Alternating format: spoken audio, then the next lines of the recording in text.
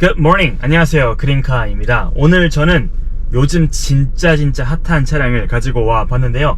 사실 제가 오랜만에 국산 차량 리뷰를 하는데 이 차량은 바로 쌍용의 토레스입니다. 이 토레스 차량이 진짜 사전 계약부터 시작해서 엄청난 인기를 끌었죠. 많은 분들의 관심을 받고 또 많은 분들이 실제로 계약도 하셨고, 또 요즘은 이제 출시된 지 이제 조금 시간이 지났는데 주위에 진짜 많이 보입니다. 제가 일하러 가는 길이나 이제 집으로 오는 길이나 길에서도 많이 보이고, 그리고 주차장들에 이렇게 막 서 있는 모습들이 이제는 좀 보이더라고요. 그리고 이 토레스라는 차량 자체가 조금 디자인도 이목을 좀 끄는 디자인이고, 또 사이즈도 그렇고, 또 쌍용에서 만든 티볼리 이후에 진짜 좀 센세이셔널이라고 해도 모자르지 않을 만큼 굉장히 핫한 차량을 이제 만들어 냈는데요. 제가 이 차량을 이제 주행을 좀 해보면서 리뷰를 좀 해보겠지만, 아무래도 가격대 때문에, 그리고 이 가격대에 비해서 굉장히 괜찮은 옵션들, 그리고 사이즈, 여러가지 면에서 가성비라고 불릴 만한 조건들이 여러가지가 있더라고요.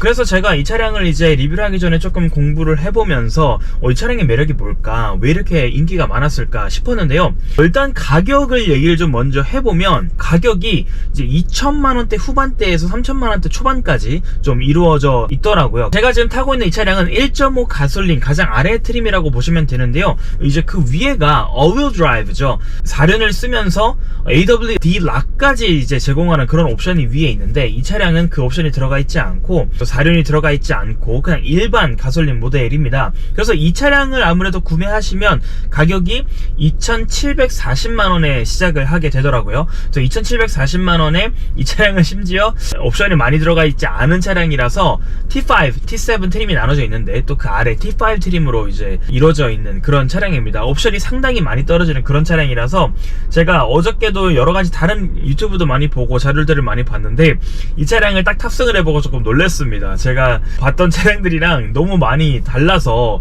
그래서 제가 오늘 이 리뷰 영상의 결론을 살짝 스포를 하자면, 이 차량은 많은 리뷰어 분들께서도 이런 얘기를 하셨지만, 이 차량은 풀옵션을 타셔야 되는 차량이다. 그래서 많은 분들이 토레스라는 차량을 가성비로 보시지만, 물론 2천만원대 후반에 봤을 때는 좀 가성비 모델이 맞는 것 같아요.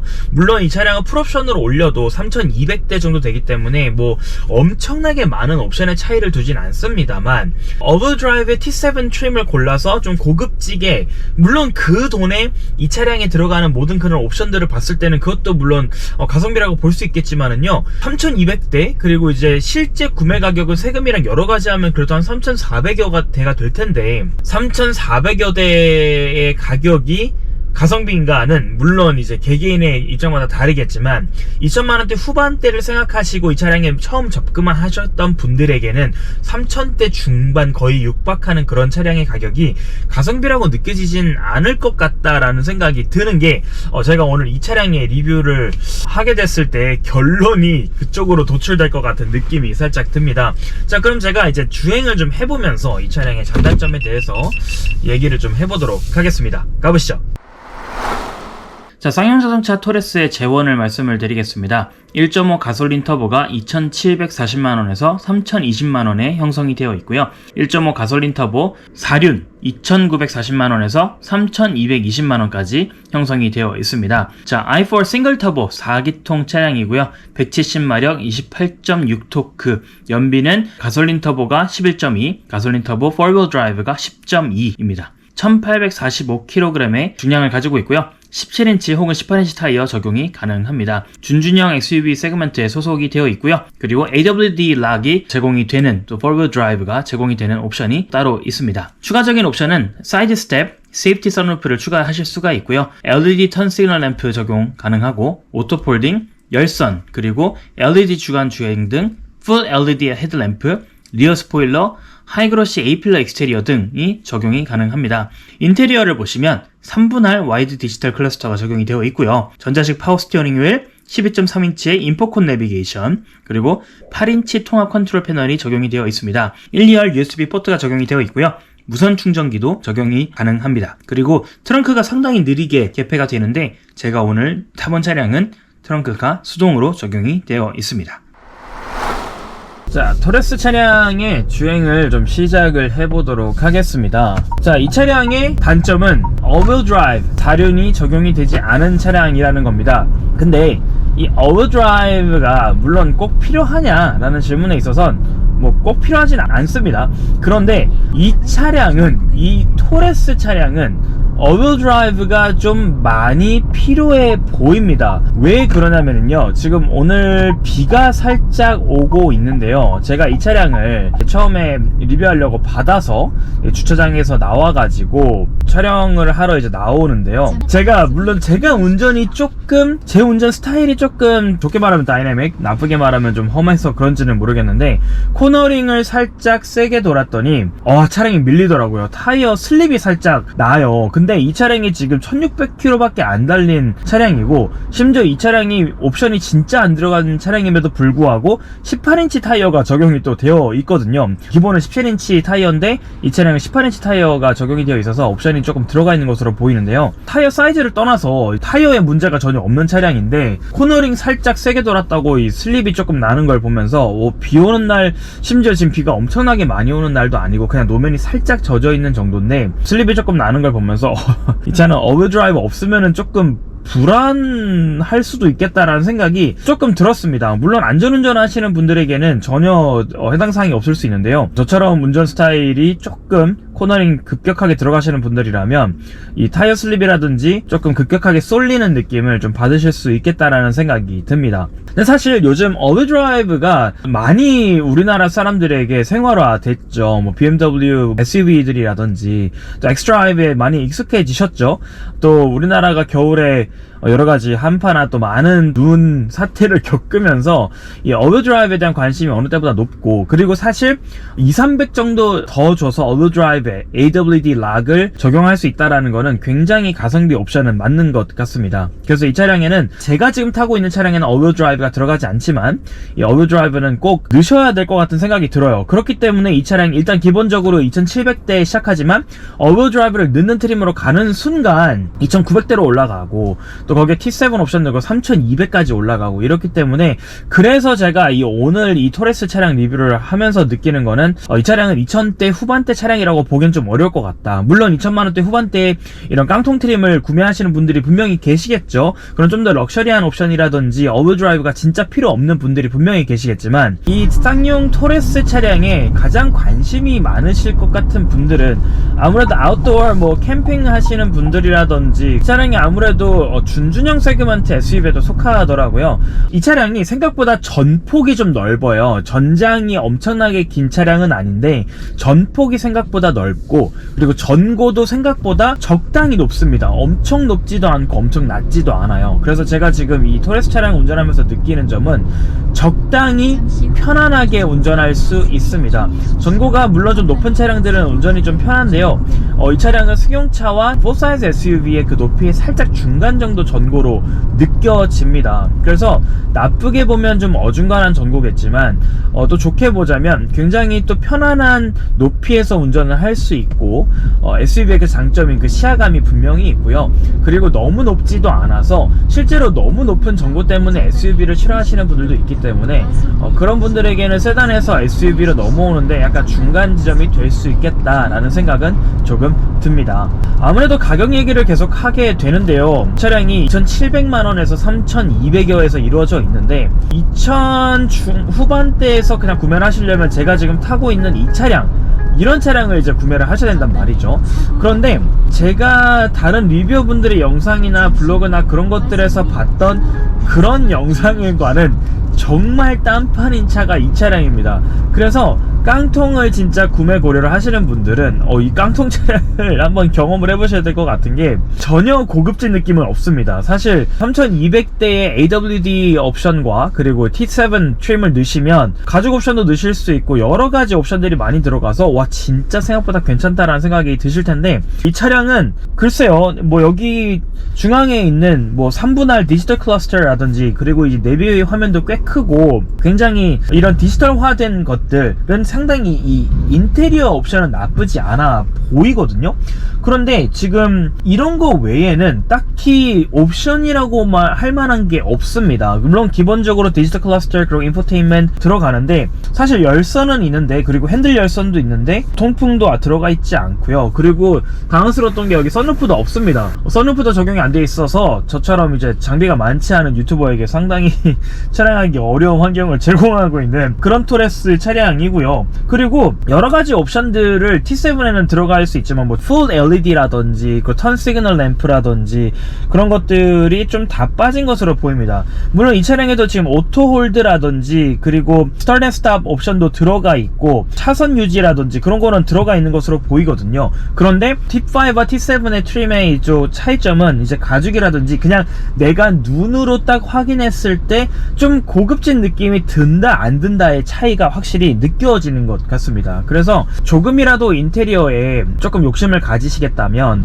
T7 트림을 고를 수밖에 없는 게 이 차량의 옵션이 맞는 것 같아요. AW도 빼고 T5 옵션으로 가장 아래 트림을 사신다면 이 차량을 사시는 이유는 아무래도 SUV가 필요하신 분들, 좀 넉넉한 공간 그리고 사람들을 조금 더 태워야 되는 그런 딱 정말 기본적인 목적만 채울 수 있는 게 바로 이 가장 아래 트림, AWD가 빠진, 가륜이 빠지고 그리고 트림도 아래 T5 트림을 넣으시면 정말 기본적인 SUV가 충족할 수 있는 가장 기본적인 적재 용량 그리고 사람 태우는 거 그 정도밖에 없을 것 같다라는 생각이 살짝 듭니다.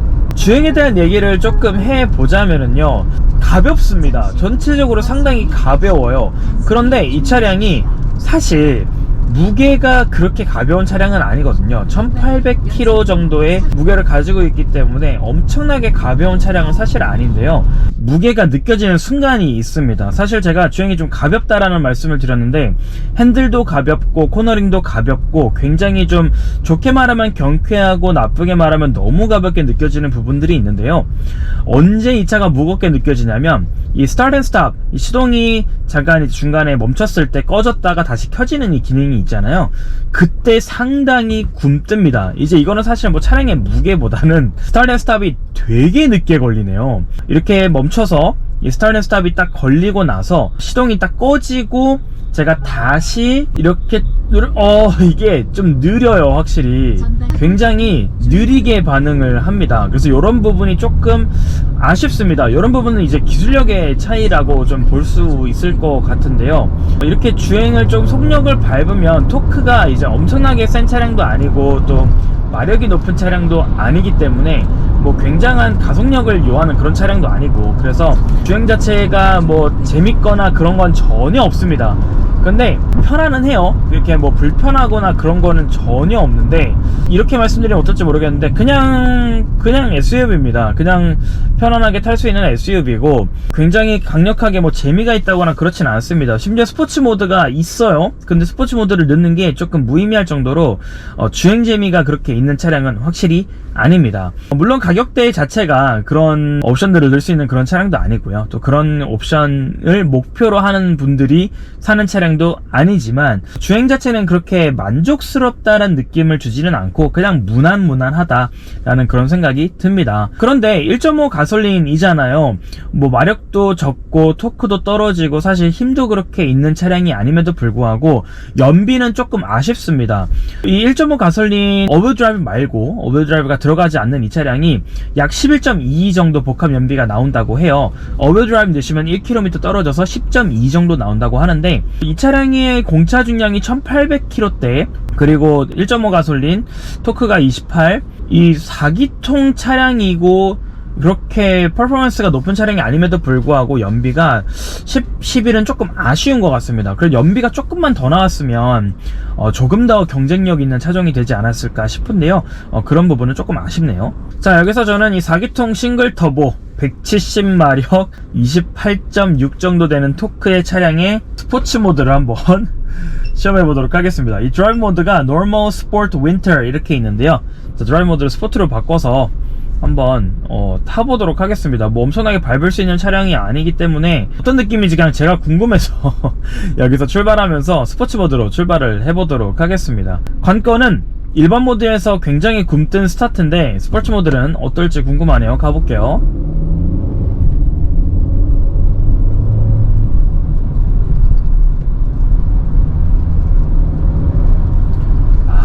이 터보렉이 느껴집니다. 그리고 이 차량이 지금 자동 6단 변속기인데요. 이 스포츠 모드가 변속의 타이밍이라든지 그런 것을 조절해 주기보다는 스포츠 모드로 놓으시면 그냥 토크감을 조금 더 쓰는 느낌이 듭니다. 약간 배기를 확실히 좀 더 쓰려고 하는 건 느껴져요. 스포츠 모드가 아닌 그냥 노멀 모드에서는 차량이 그냥 가자 이 정도라면, 스포츠 모드 놓으시면 가자 약간 이런 느낌 정도만 느껴지거든요.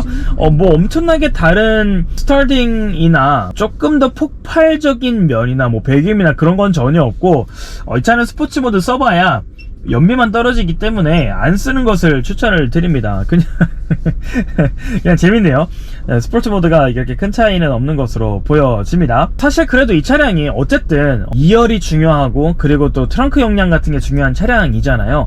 트렁크 용량은 그래도 이 차량의 사이즈에 비해서 굉장히 넉넉해 보입니다. 근데 이 차량은 심지어 트렁크도 수동으로 들어가 있어요. 전동이 옵션이 들어가 있지 않고요. 제가 어저께 봤던 영상 중에 모카 김한용님 영상에서 많은 분들이 보셨겠지만 저도 그 영상을 봤는데 굉장히 느리게 전동을 누르면 느리게 열렸다가 느리게 닫히더라고요. 근데 이 차량에는 그 옵션조차 들어가 있지 않습니다. 그래서 수동으로 열고 닫으셔야 하고요. 그거 자체가 그렇게 나쁜 건 아닌데 그래도 좀 넣어줬으면 어떨까 싶은 게, 아래 트림이라고 너무 무시당하는 느낌이 들어서 전동 트렁크도 들어가 있지 않고요. 그리고 이 차량의 시트 조절도 수동입니다. 당연히 앞뒤로 옮기는 것도 아래에 있는 레버를 당겨서 해야 되고요. 그리고 시트 조절도 옆에 되게 오랜만에 제가 이 레버들을 만져보는데요. 이 기울기도 레버로 해야 되고요. 그리고 높낮이도 레버로 해야 됩니다. 그래서 이 모든 게 수동으로 이루어져 있는 정말 깡통 트림입니다. 진짜 오랜만에 이런 깡통다운 깡통을 타봅니다. 굉장히 다른 의미로 매력이 있고요. 근데 2열에 타봤을 때 2열의 레그룸도 충분하고 그리고 헤드룸도 충분히 괜찮음을 느낄 수 있었습니다.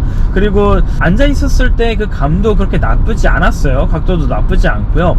그래서 사실 2000 후반대 3000 초반대의 차량인 이 차량에서 가성비를 느껴보자면 이 차량의 2열 사이즈 그리고 적재 용량이 될 것 같습니다. 폴딩 하시면 또 굉장히 넓은 그런 적재 용량을 또 느껴보실 수가 있기 때문에 이 차량을 가성비라고 부를 수 있는 그런 이유들은 아무래도 적재 용량과 또 2열 시트 정도가 될 것 같습니다. 이 1열에서는 사실 1열의 그 엄청나게 장점을 느끼지는 못하겠는 게, 이 차량은 지금 모든 옵션들이 거의 다 빠져 있어요. 무선 충전도 들어가 있지 않고 뭐 딱히 특히 2열에서도 뭐 딱히 그렇게 뭐 에어벤트가 적용이 돼 있는 거 말고는 어떠한 옵션도 느낄 수 없는 이 트림이기 때문에요. 이 차량에 그래도 와, 나 이 차 진짜 잘 샀다, 진짜 가성비다 라는 걸 조금 더 느끼시려면 T7 트림 사시고 또 어브드라이브까지 사셔야 되는데, 그런데 3200에서 이제 세금까지 다 포함하면 뭐 3300까지도 올라갈 수 있는 그 가격이 가성비로 느껴지실지는 개인의 판단에 맡기도록 하겠습니다. 자, 오늘 이 쌍용 토레스 자동차의 총평을 조금 해보자면은요, 굉장히 가성비도 느낄 수 있었지만 또 아쉬운 부분도 분명히 느낄 수 있었습니다. 이 차량의 스펙이라든지 제원 같은 부분들은 그냥 뭐 이 가격대에 적당하다고 느껴지고요. 적재 용량이라든지 그리고 뭐 그 주행 능력이라든지 그런 것들 그냥 정말 적당합니다. 이 가격대에서 그냥 누릴 수 있는 딱 그 정도라고 보실 수 있을 것 같고요. 그 가격을 생각하신다면 너무 부족하지도 너무 과하지도 않은 그런 정도의 옵션이라고 보여집니다. 그렇지만 쌍용 자동차가 티볼리 이후에 또 이런 굉장한 차량을 만들어냈다라는 거, 디자인적인 면으로나 가격적인 면으로나 옵션적인 면으로나 많은 소비자분들의 니즈를 채워줄 수 있다라는 거는 이미 이 차량의 계약, 성사, 그리고 실제로 돌아다니는 차량의 또 숫자들이 이미 증명을 하고 있죠. 하지만 단점들도 분명히 있다라는 거, 이 어브드라이브를 빼신다든지 T5를 가장 낮은 트림인 T5를 고르셔서 가장 가격적인 면에서 가성비인 그 옵션을 고르신다면 2000만원대 후반대에서 사실 수 있는 굉장히 괜찮은 가격대를 누릴 수 있지만 많은 옵션들이 빠져있기 때문에 역시 싼 게 비지떡인가? 라는 생각도 분명히 드실 수도 있다라는 점 여러분께 말씀을 드리고요. 이 차량은 저도 다른 리뷰어분들과 마찬가지로 T7 트림 고르시고 또 어버드라이브를 넣으셔서 타는 차량이 가장 만족도가 높다고 말씀을 드리고 싶습니다. 가격적인 면에서는 조금 부담이 되실 수 있을 것 같아요. 3천 중반대까지도 올라가기 때문에. 하지만 어쨌든 토레스 차량을 조금 강력하게 느끼시려면 모든 옵션, 풀옵션으로 누리시는 게 제일 좋겠다라는 생각은 듭니다. 여러 가지로 많은 생각이 들었던 이 쌍용 자동차 토레스 차량인데요. 오늘 이 차량의 저의 생각은 한마디로 정리를 해볼게요. 싼 건 싼 이유가 있다.